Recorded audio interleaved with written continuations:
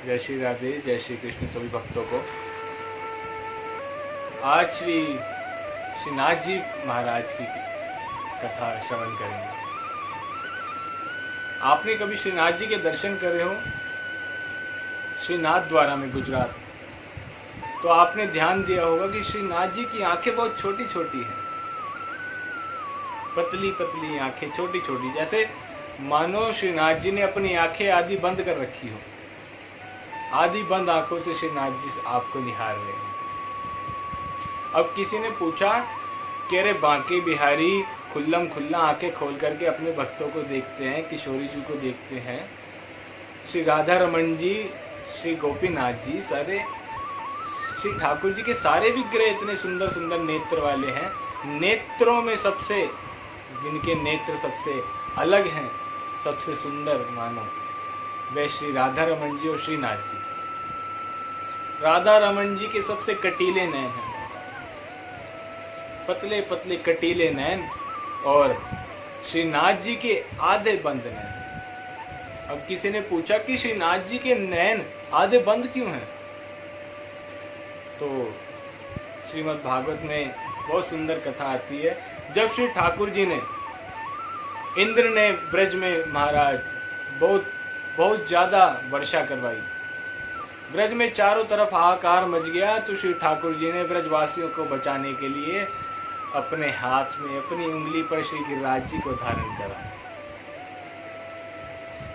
अब जैसे ही श्री ठाकुर जी ने गिरिराज जी को धारण करा, उसी समय सारे ब्रजवासी गिरिराज जी के नीचे अपने अपने लाठियां लेकर के पहुंच गए। सभी गिरिराज जी के नीचे अपने आप को बचाने के लिए श्री ठाकुर जी के साथ वहां पर पहुंचे। अब ठाकुर जी के सामने उतनी देर में किशोरी जी आ गई, श्री राधा रानी। किशोरी जी के आते ही चारों तरफ हल्ला मच गया, अरे राधा रानी को सामने से हटाओ, अरे राधा रानी को सामने से हटाओ। अब किसी ने कहा कि भैया राधा रानी को क्यों हटाएं, उनके यहाँ रहने से क्या भला हानि है? तो बोले, अरे चंचल चपल ललचो है, दृक मीची राख, जो जो गिरधारी गिरी नख पे धरे हैरी। कि अरे चंचल चपल नैनों वाली किशोरी, अरे कमल नैनों वाली किशोरी, तू अपनी आंखें बंद रखियो। क्यों? यदि ठाकुर ने इस समय अपनी उंगली पर गिरिराज को धारण कर रखा है, यदि तेरे नैन ठाकुर जी के नैनों से मिल गए और नैन से नैन टकरा गए, तो ठाकुर जी का मन डोल जाएगा, उंगली हिल जाएगी और सारे के सारे गिरिराज के नीचे दब करके मर जाएंगे। तो सबने कहा कि किशोरी जी को सामने से हटाओ। अब ठाकुर जी का मन किशोरी जी के बिना भला कहाँ लग सकता है?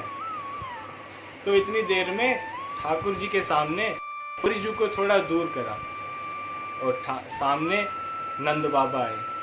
नंद बाबा के साथ वृषभान काका भी आए।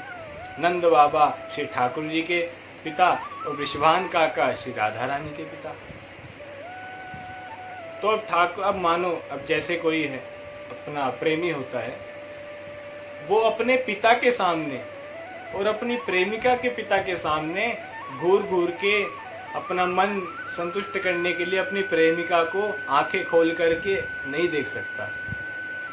तो अब ठाकुर जी ने कहा कि भैया नंद बाबा भी सामने खड़े हैं और वृषभान काका भी सामने खड़े हैं, अब हम किशोरी जी को कैसे निहारें?